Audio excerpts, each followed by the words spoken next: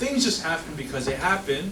Or, on the other side, does everything have a reason? Is there a fate or a purpose behind everything that happens? Right? I don't know. Right? So I know some people will have differing thoughts, but the reason why I'm bringing this up, because, like I said before, the book of Esther, one of the difficulties is the word God never shows up. But what we'll see, especially because we're going to go through 2 chapters today, is that on one side, man makes an action, and on another side, you kind of sense that God is responding. Okay, so we're going to go through 2 chapters, and we're going to see in both cases, or not really in both cases, in one chapter you'll see the actions of man versus the next chapter, which is God intervening. Okay, so 2 chapters, buckle in. It's going to be a bit of a ride. Esther's 5 and 6. So turn with me to your Bibles, smartphones, or just look at the screen. So Esther 5, starting from verse 1. On the 3rd day, Esther put on her royal robes and stood in the inner court of the palace in front of the king's hall. The king was sitting on his royal throne in the hall facing the entrance. When he saw Esther standing in the court, he was pleased with her and held out to her the gold scepter that was in his hand. So Esther approached and touched the tip of the scepter. Then the king asked, "What is it, Queen Esther? What is your request? Even up to half the kingdom it will be given you." "If it pleases the king," replied Esther, "that the king, together with Haman, come today to a banquet I have prepared for him." "Bring Haman at once," the king said, "so that we may do what Esther asks." So the king and Haman went to the banquet Esther had prepared. As they were drinking wine, the king asked Esther, "Now what is your petition? It will be given you. And what is your request? Even up to half the kingdom it will be granted." Esther replied, "My petition and my request is this. If the king regards me with favor, and if it pleases the king to grant my petition and fulfill my request, that the king and Haman come tomorrow to the banquet I will prepare for them, then I will answer the king's questions." Some of you guys are snickering because you're like, that's a typical woman. Anyway, verse 9. "Haman went out that day happy and in high spirits, but when he saw Mordecai at the king's gate and observed that he neither rose nor showed fear in his presence, he was filled with rage against Mordecai. Nevertheless, Haman restrained himself and went home. Calling together his friends and Zeresh his wife, Haman boasted to them about his vast wealth, his many sons, and all the ways the king had honored him and how he had elevated him above the other nobles and officials. And that's not all. That's my voice for Haman. I'll stop because that'll be very distracting. Haman added, "I'm the only person Queen Esther invited to accompany the king to the banquet she gave. And she has invited me along with the king tomorrow. But all this gives me no satisfaction, as long as I see that Jew Mordecai sitting at the king's gate." His wife Zeresh and all his friends said to him, "Have a pole set up, reaching to a height of 50 cubits, and ask the king in the morning to have Mordecai impaled on it. Then go with the king to the banquet and enjoy yourself." The suggestion delighted Haman, and he had the pole set up. Chapter 6. That night, the king could not sleep. So he ordered the book of the Chronicles, the record of his reign, to be brought in and read to him. It was found recorded there that Mordecai had exposed Bigthana and Teresh, 2 of the king's officers who guarded the doorway, who had conspired to assassinate King Xerxes. "What honor and recognition has Mordecai received for this?" the king asked.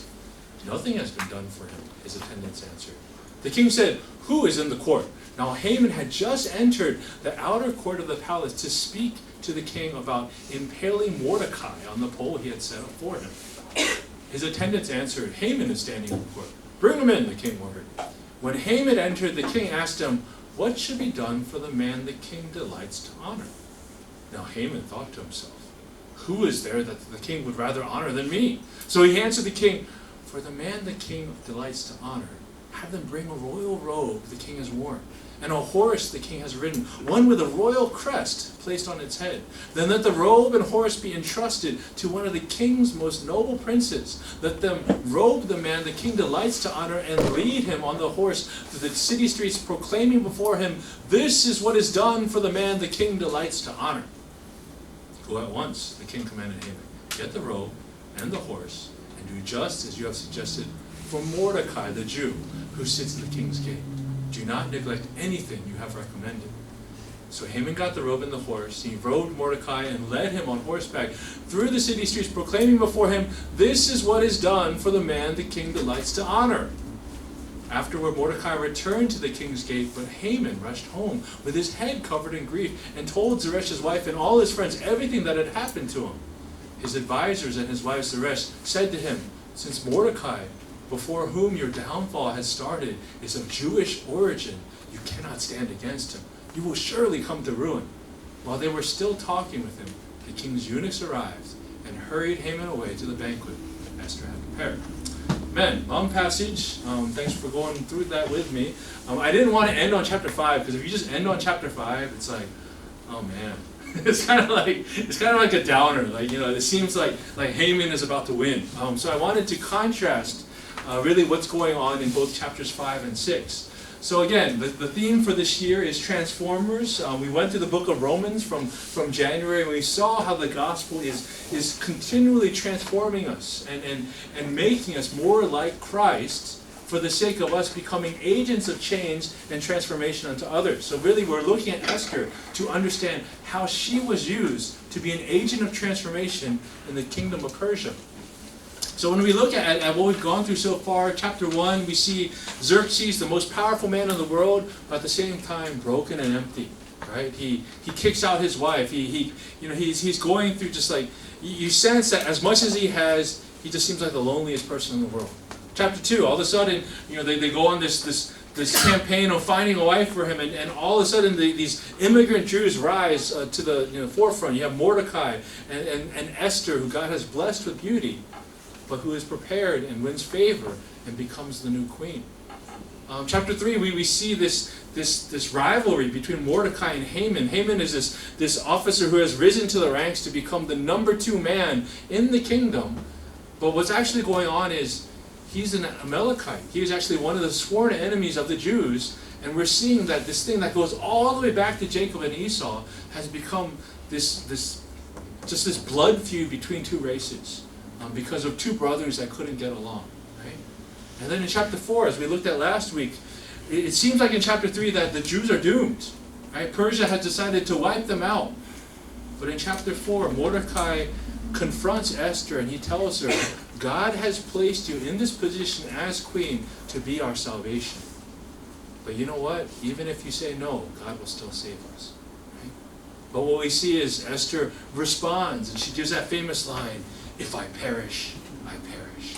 Right? That movie line that shows that she has accepted her fate and understands that God wants her to use her to be part of the redemption plan and purpose of God in saving His people. So now, when we go into this chapter right away, now at the end of chapter 4, Esther had said, before she does this, I want all the Jews in the entire city to fast with me for 3 days. And so right now, going into chapter 5, those 3 days of fasting have ended. And so herself and all the Jews in the city have been fasting, interceding, and praying for her. And you see a different Esther in the beginning of chapter 5. In chapter 4, Esther seems kind of timid. She doesn't seem to really understand that God is preparing her for this very moment. But then she responds. And in chapter 5, she's like a whole nother woman. Right? You see this kind of this elegance and just she's like a queen, right? And there's a difference between chapter 4 and 5, and it's because of 3 days of fasting, not just for herself, but having the entire city, the entire Jewish population praying for her and interceding for her. And what that has given her is that it's given her not only courage, but it's also given her wisdom. Because what we see is she doesn't right away try to solve the problem. Right? She actually chooses to prolong it, right? We had some people laughing because she's the king's like, so what do you want? He asked her twice, right? And both times she's like, let's have a banquet. Let's have another banquet. Right? So she's pushing it off, but for whatever reason, it's actually the right thing. Because what we see is that God starts to work alongside of this. And so she's giving that time for God to act. Because the thing is, if she had just brought up, she gathers Haman, she gathers King Xerxes together, and she just brought it up without any of the other stuff that we're going to see happen, who knows whether King Xerxes would have actually listened to her? Who knows whether he would have actually responded in a favorable way? Who knows whether Haman would have been discredited to a position that he would actually go against him? Right? We don't know. But what we see is she deliberately has a plan. And what I contend with you is that 3 days of fasting and having the whole city intercede on her behalf has given her a godly wisdom that is coming to fruition. So on the other side, we see at the end of chapter 5 and just this man Haman. As I said before, Haman is kind of like the villain among Jews. They, like I said before, they have these noisemakers that when the passage is read and whenever his name comes up, they make noise so you can't hear his name. They're blotting out his name. So he's the villain. But at the same time, when you look at chapter 5 and you see his heart, in many ways, it almost seems like he's not a real person. Because it's like, he doesn't seem to be satisfied with anything. You look at everything that he has, and he's boasting about all his wealth, his sons, and all these different things, and all the honor that he has been given, but he's not happy. Because one person refuses to give him whatever respect or honor he thinks he deserves from him.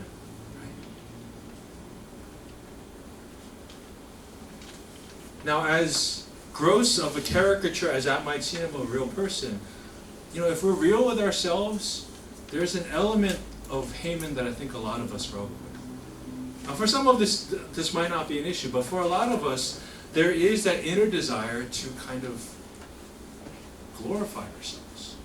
Okay? Like, we want people to recognize whatever might be great about us. We want people to give us attention. That's a very normal thing. Like, honestly, granted, I'm not married, I don't have kids, but I do see them from time to time. And children, I think I've always noticed they love attention. Most of them. I haven't really met a kid that just hangs out by himself, doesn't want to doesn't want people around, I'm busy. Kids are always vying for the attention of not only the parents but anyone in the room, right? This is something I've always observed. That's part of what the outward crying is a lot of it is it's trying to get attention to yourself. That always cracks me up is that whenever I witness a kid fall down, this is just something I've observed as an outsider, not as a parent. They always look around to see if anyone's around, and then they start crying, right? This is the funny thing is you can go to a playground, and if a kid is by itself and they fall from this really high height, if no one's around, they just look around, they get up and they play again, right? They cry because they want attention. And so that's honestly, I think in many ways a thing that a lot of us struggle with is we desire to be self-glorified. And what we see in the story of Haman, I made this very difficultly annoying sentence, that self-glorification can never be fully stated, is that no matter how much he had, no matter how much he could boast about, there was always something he didn't have. There was always someone whose glory he was not getting. And that's the issue, is that when we are trying to glorify ourselves, it will never come to an end.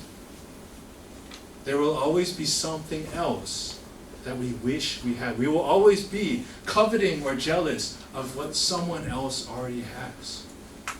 And that is when we are following our own desire to glorify ourselves. And that is what we see with this man Haman. Is as much as he has, it's not enough.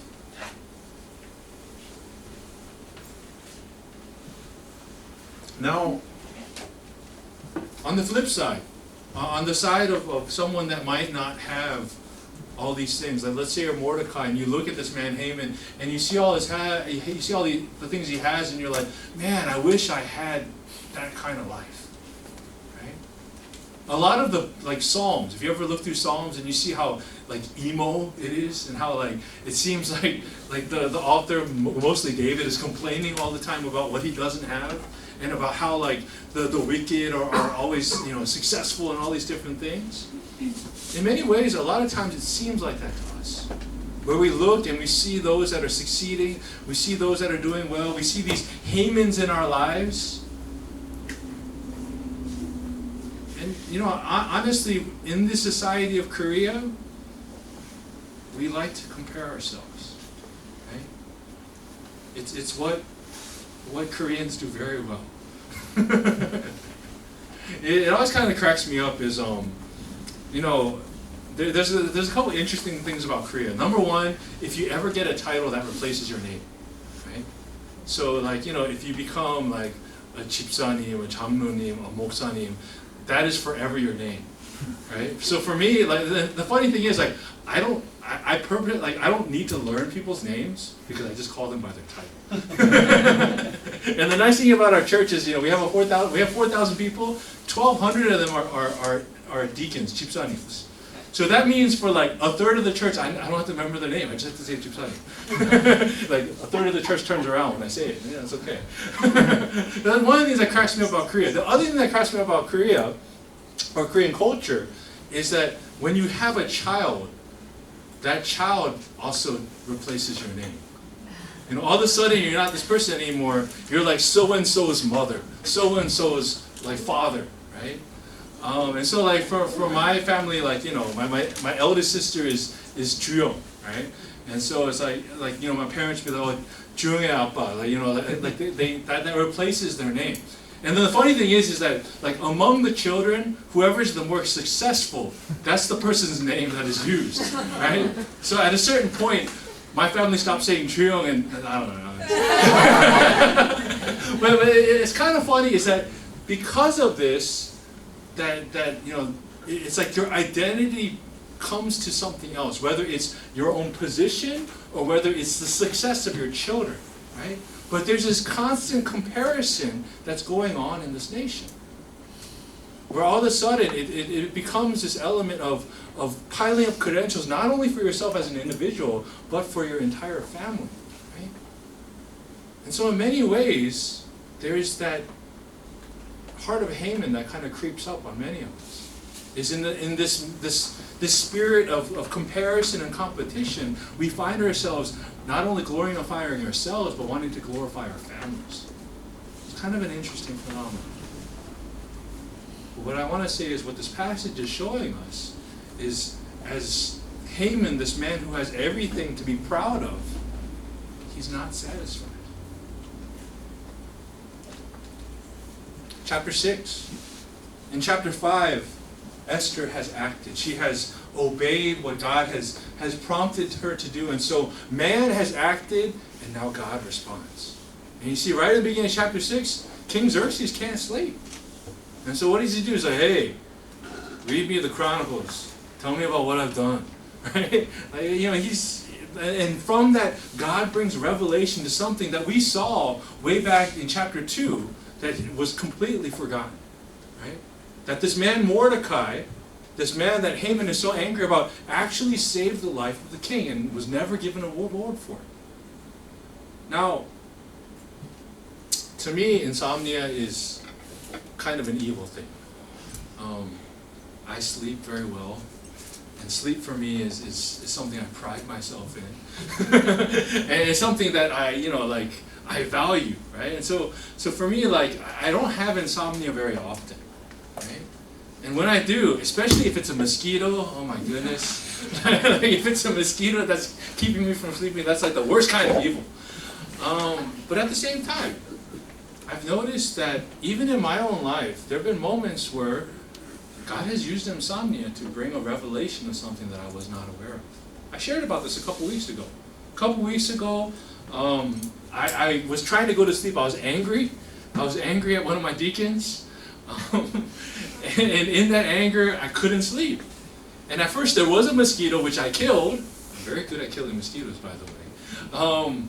I still couldn't sleep. And so I was supposed to work on this report for this staff retreat that I had this week. And so, I started to do that. And I shared about this a couple weeks ago, but as I was working on this report, God started to give me revelation about what He had been doing in our ministry, things that I had been blind to. And it gave me a moment to really be thankful and to recognize that, my God, my goodness, this whole time I've been complaining, right?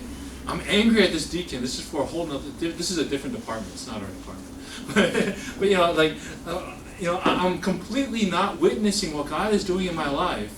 And He used that insomnia to bring that revelation to me. To be like, you know what? Why are you so angry? Why are you so frustrated? Look at how I've blessed you, and look at how faithful I've been. And so for me, like, I had that moment just a couple weeks ago. And here God uses insomnia to show King Xerxes, hey, this man saved your life. Don't forget that. Honor this man.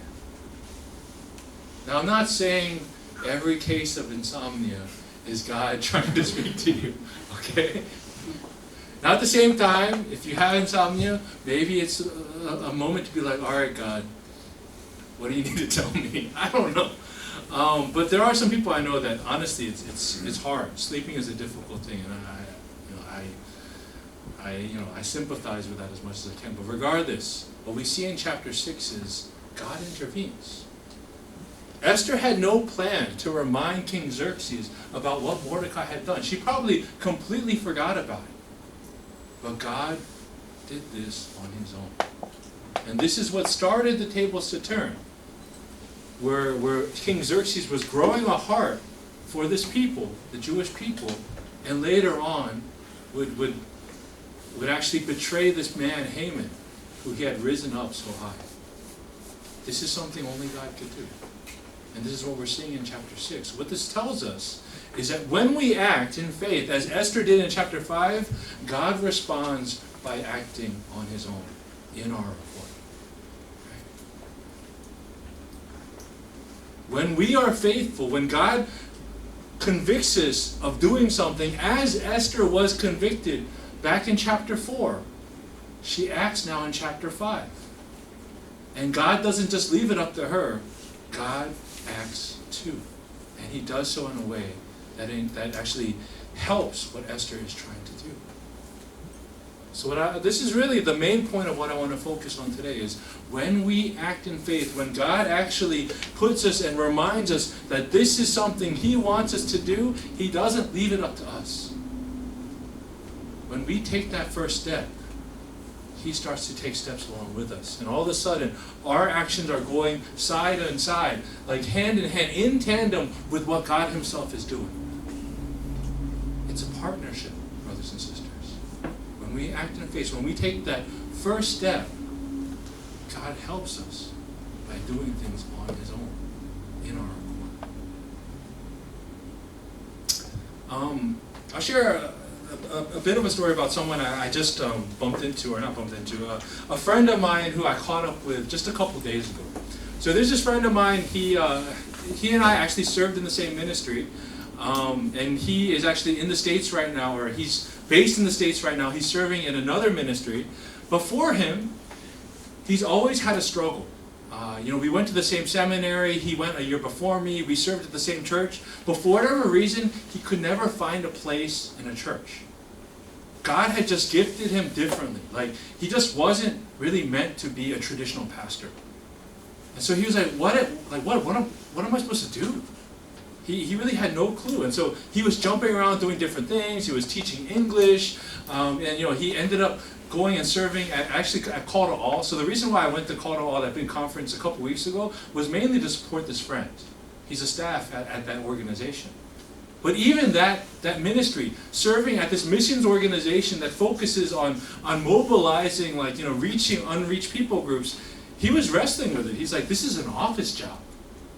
This isn't what I signed up for. And he was having a really hard time. And so, I met up with him earlier this week, and he was sharing with me that he really felt that God was really showing him what he was supposed to do next. And it was actually to go back to school, to get his PhD, and to actually go into educating. He realized that of all the things that he had done, he enjoyed teaching, but what his heart was, not to teach English, but to actually teach and build up and raise up future pastors and missionaries. And now here's where God starts to act. Because once he realized that and started to, he's married, so he's talking to his wife. First off, if his wife said no, he was just going to drop it, right? And he had a very particular place in mind, Chicago. Because there was a school in Chicago that he wanted to go to. And so he brings it up to his wife, and turns out she did her undergraduate in Chicago, had a teaching license in Chicago, and actually in her heart always wanted to go back there and to teach children, right, which is what she's certified to do. She ended up in Korea because the doors were not open for her back then, right? And so that's, step number one. His wife was on board. All right. And then he starts to talk to others. So he calls up his mother, and he's like, hey, Mom, this is what I want to do. And his mom responds, and she's like, you know what? It's funny that you mentioned all these things, because I was just thinking about your wife and how she should be teaching children again. And so God had spoken to his mom and had told her that his wife needed to go in a certain direction, and this is something that aligned to that. So then they talk to his wife's family, and they're like, this is great, and it's funny because we were just thinking about him, about how he should be teaching people. And so it's crazy because all of a sudden all the families are lining up, right? His own family is lining up. God is doing this separately from what he's doing, and all of a sudden it just makes it very clear that this is the path that he's meant to take. And so he just shared this with me a couple of days ago. I was like, this is remarkable that he took that step, because again, to go back to school was really not part of the original plan. But he started to act in faith by starting to go in that direction and to seek it out. And all of a sudden, God is showing up every step of the way. Now it's kind of interesting because we had our family gathering yesterday. So our young couples and our married, our families with kids gathered, and we were sharing about all these different things, mainly about submission. It was kind of a funny conversation that we had. But one of the dynamics for me as a single pastor that I didn't really understand, that was kind of intriguing to me, was in-laws, right? Because a lot of them were talking about that complex relationship of how they sometimes need to submit to what their in-laws want, right? And I'm like, wow, I don't understand what that's like. It's like, even with my own parents, they kind of let me do whatever I want. So I'm like, man, if I'm marrying someone and then their parents don't like what I'm doing, I don't understand what that's like. But here with my friend, everything's lining up. And it's God acting as he acts. And so I want you to just be reminded that when God asks us to take a step of faith, and he asks us to do something that takes courage, he works alongside with us, and he helps us make it happen. Now, when we get into the latter part of chapter 6, we see this reversal. Haman in chapter 5 is boasting like a storm. And he comes up with this wicked plan of impaling this man on a pole. And then all of a sudden, everything turns on him. And that boastful heart that he has, he comes up with that plan of praising this man because he thinks it's himself. And then, irony of ironies, the very man that he wants to have impaled on a pole is the one that he himself has to honor in front of the entire kingdom. Right? That must have been a really rough day for him. I can't even imagine what that must have been like. And so what we see is that quick reversal. That this man full of pride, this man full of a desire to glorify himself, how quick it disappears. So what that shows us is self-glorification is fleeting. We're always going to feel lacking, and in any moment, it can completely go away.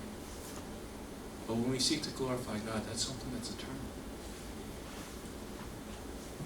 So the things that I want us to take from this passage is that first, that when Esther really pursued God by fasting for 3 days, and choosing not only to do it by herself, but to incorporate Mordecai and all the other Jews, God gave her divine courage and godly wisdom to act in the right way, you see a completely different Esther in chapter 5 and 6 versus chapter 4.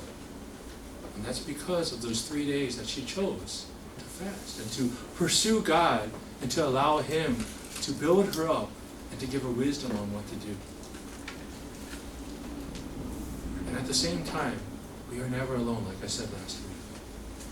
When we act, God is there with us, acting alongside of us, as we see in chapter 6. And at the same time, God has given us a community, right? A community that is there with us, that will stand with us in our times of need and our times of difficulty. So I want to remind you guys that when God prompts you, when He has placed you in a position where you realize, this is my opportunity to be part of God's plan, to have that Jesus moment, as I said last week, you're not by yourself. God is there, and His people that are there with you as well. So brothers and sisters, when we act in faith, that is when the amazing happens. So I want to encourage you guys, if you ever feel that conviction that God wants you to act in faith, to do so knowing that the impossible can happen, and that He will help you with that, and He will surround you with others that will stand with you during that time.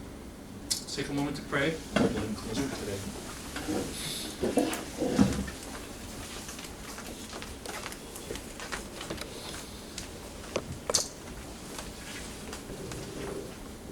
I want us to just take a moment to allow God to show us, if there are things that He desires us to do, if He wants us to take steps of faith, that we would first pursue Him. So I know for many of us, we might be at a crossroads, we might be at a position where we're not really sure what to do next in our lives, or there's confusion. And I think before we focus on the problems, before we focus on these crossroads that we face, we need to go to God first. And we need to also include His people. So as Esther did, as she fasted for 3 days and asked for the whole city to fast with her, I want us to first renew our relationship with God, pursuing Him, but also incorporating ourselves in the community that He has placed us in, His church. So let's take a moment to pray that we would really fix our eyes on God and really just really plug in and incorporate ourselves in the community of God as well. Let's pray.